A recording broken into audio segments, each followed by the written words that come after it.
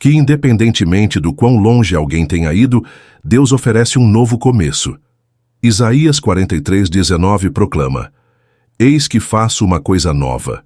Agora sairá à luz, porventura não a percebeis? A esperança de um novo caminho está disponível para aqueles que se arrependem e buscam a restauração. Abraçar o plano de Deus significa renunciar ao que nos afasta dele e caminhar na liberdade dos filhos de Deus. A sobriedade é uma expressão dessa liberdade, permitindo-nos viver plenamente em comunhão com o Pai e refletir seu amor ao mundo. A Bíblia é clara ao apresentar os perigos do álcool e as consequências da embriaguez para o corpo, a alma e os relacionamentos. No entanto, ela também é rica em oferecer esperança e restauração. A mensagem central da Palavra de Deus não é de condenação, mas de amor redentor. Jesus veio para salvar os perdidos e restaurar aqueles que estão quebrados, inclusive os que lutam contra o vício. A sobriedade não é apenas uma questão de saúde física, mas um chamado espiritual. Em Efésios 5:18, somos exortados a nos encher do Espírito em vez de sermos dominados pelo vinho. Esse contraste destaca a escolha entre seguir os prazeres momentâneos do mundo ou abraçar a plenitude que vem de Deus. É uma decisão que impacta profundamente nossa caminhada cristã e nosso testemunho. Para aqueles que lutam com o álcool, o primeiro passo é reconhecer a necessidade de ajuda e se voltar para Deus em arrependimento. Em 1 João 1:9, lemos: Se confessarmos os nossos pecados, Ele é fiel e justo para nos perdoar os pecados e nos purificar de toda injustiça. Esse é o ponto de partida para uma jornada de libertação e crescimento espiritual. Por fim, a promessa de Deus é de um futuro cheio de esperança para aqueles que confiam nele. Jeremias 29:11 declara: Eu é que sei que pensamentos tenho a vosso respeito, diz o Senhor, pensamentos de paz e não de mal, para vos dar um futuro e uma esperança. Não importa quão distante alguém tenha se sentido de Deus, Ele sempre está pronto a acolher com braços abertos aqueles que se voltam para Ele. Deixe nos comentários a frase: Eu escolho a sobriedade e a comunhão com Deus. Sua declaração pode inspirar outras pessoas a refletirem sobre suas escolhas e buscarem a transformação. Inscreva-se no canal, ative o sininho para receber novos conteúdos e caminhe conosco em direção a uma vida de plenitude e santidade. Que Deus abençoe você e sua família abundantemente. In Proverbs calls us to wisdom and vigilance, reminding us to choose control and sobriety over something that can dull both the mind and spirit. Uncontrolled alcohol consumption often disrupts family harmony. The Bible offers stories that illustrate how alcohol abuse can deeply damage relationships. The story of Lot, who was intoxicated by his daughters and led to commit incest, Genesis 19:30-36, is an extreme example of how drunkenness can corrupt family ties and bring shame. In family dynamics, alcohol can turn moments of joy into conflict. The lack of sobriety affects the ability to communicate, undermines mutual respect, and often leads to bursts of anger or impulsive actions. Additionally, children who grow up in homes marked by drunkenness experience emotional insecurity and often carry these traumas into adulthood. The Bible highlights the importance of strong and godly family leadership. Deuteronomy 6:6-7 instructs parents to teach God's commandments to their children at all times. However, drunkenness prevents this responsibility from being fulfilled, as the mind and heart are not fully dedicated to the Lord. The impact of alcohol on families extends beyond the individual who consumes it. It affects everyone around them. Seeking sobriety and harmony within the home honors God and ensures that the family environment remains a place of love, respect, and spiritual edification. Alcohol not only dulls the mind, but also acts as a catalyst for uncontrolled emotions, particularly anger. Proverbs 23:29-30 illustrates this clearly. Who has woe? Who has sorrow? Who has strife? Who has complaints? Who has needless bruises? Who has bloodshot eyes? Those who linger over wine, who go to sample bowls of mixed wine. These verses emphasize the emotional and social consequences of excessive drinking. The Bible provides examples of how drunkenness leads to chaos.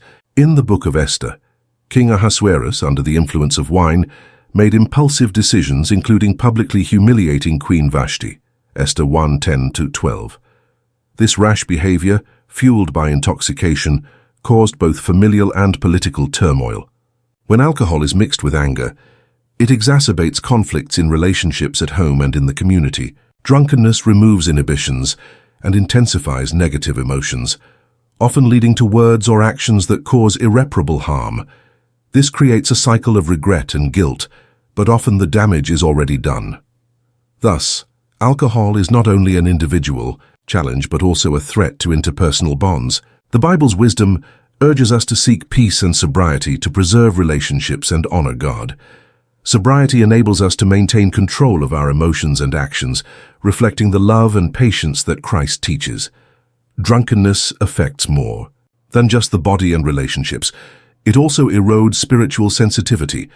The Bible teaches that spiritual discernment requires sobriety and vigilance.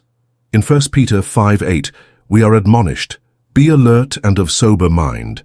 Your enemy, the devil, prowls around like a roaring lion looking for someone to devour." Alcohol clouds the mind and makes it harder to hear God's voice and understand His will. Those who live in a state of frequent intoxication often shift their priorities, replacing time for prayer, scripture meditation, and communion with God with the pursuit of fleeting and hollow pleasures. Additionally, losing spiritual sensitivity hinders individuals from fulfilling their gifts and ministries.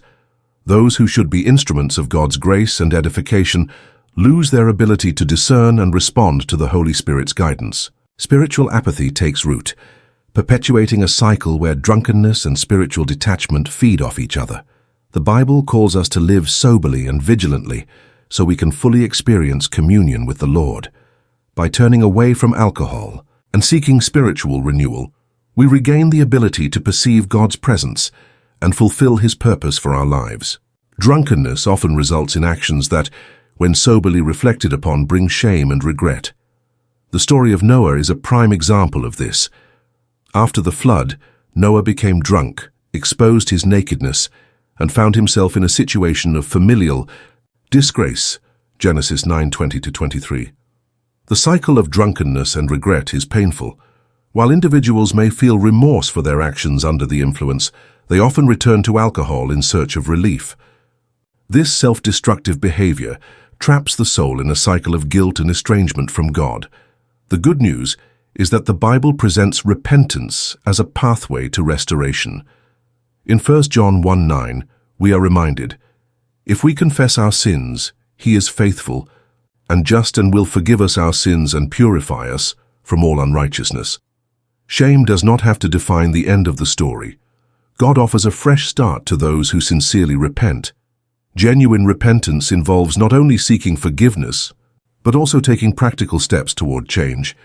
This means seeking help, confessing struggles, and renewing a commitment to God. Shame can be replaced by the dignity of knowing we are restored children of a loving Father.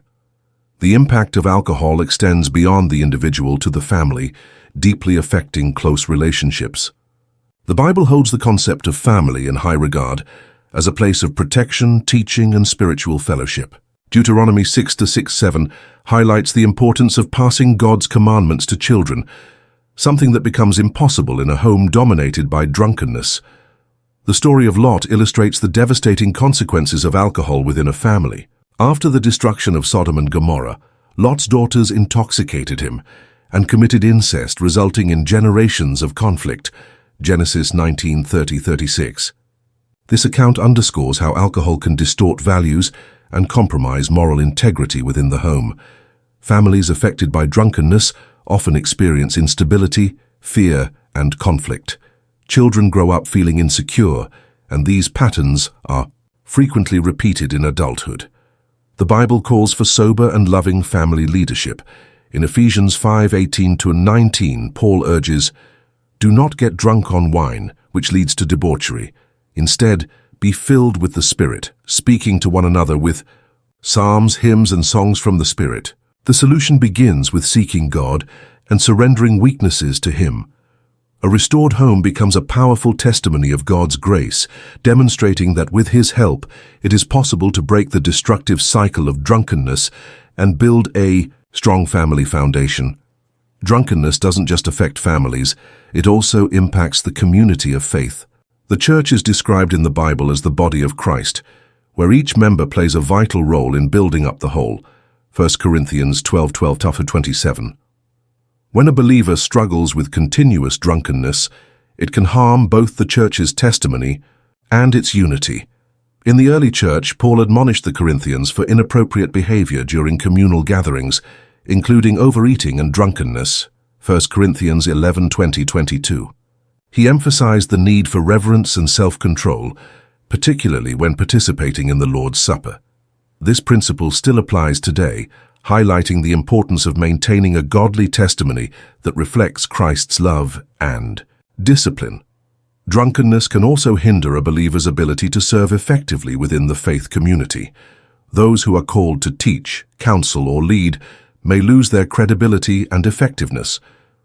Conversely, when a church provides love and support to those struggling with addiction, it can become a beacon of hope and restoration.